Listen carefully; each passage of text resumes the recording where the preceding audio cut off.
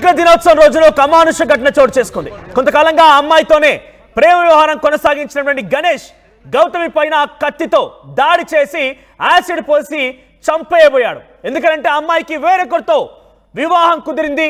తనని వదిలేసి ఇంకొకరు వివాహం చేసుకుంటావా, నన్నే మోసగిస్తావా, నన్ను ఈ రకంగా ప్రేమ మాయలో ముంచేసి నన్ను కాదని ఇంకొకరిని పెళ్లి చేసుకుంటామంటూ ఆగ్రహానికి గురైనటువంటి ఆ గణేష్ ఆ అమ్మాయి పైన యాసిడ్తో దాడి చేసి కత్తితో చాలా బలంగా తలపై పొడిచాడు. ఇప్పుడు ప్రజెంట్ గౌతమిని ఆసుపత్రికి తీసుకెళ్లారు పోలీసులు. ఆసుపత్రిలో చికిత్స అందిస్తున్నారు.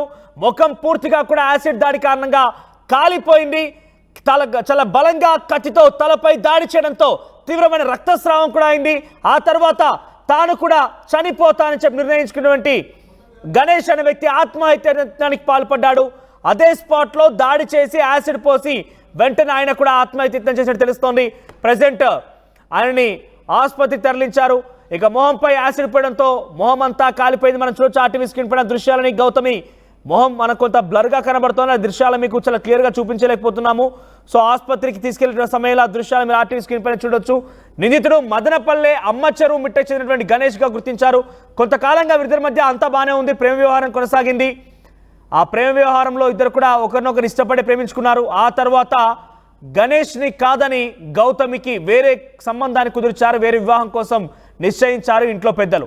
సో దాదాపుగా వివాహం కూడా నిశ్చయమైంది. వేరే ఒక వ్యక్తిని నన్ను కాదని మనం వదిలేసి వేరే వారిని పెళ్లి చేసుకుంటామని చెప్పి గణేష్ ఈ దారుణానికి పాల్పడేట్టు తెలుస్తోంది.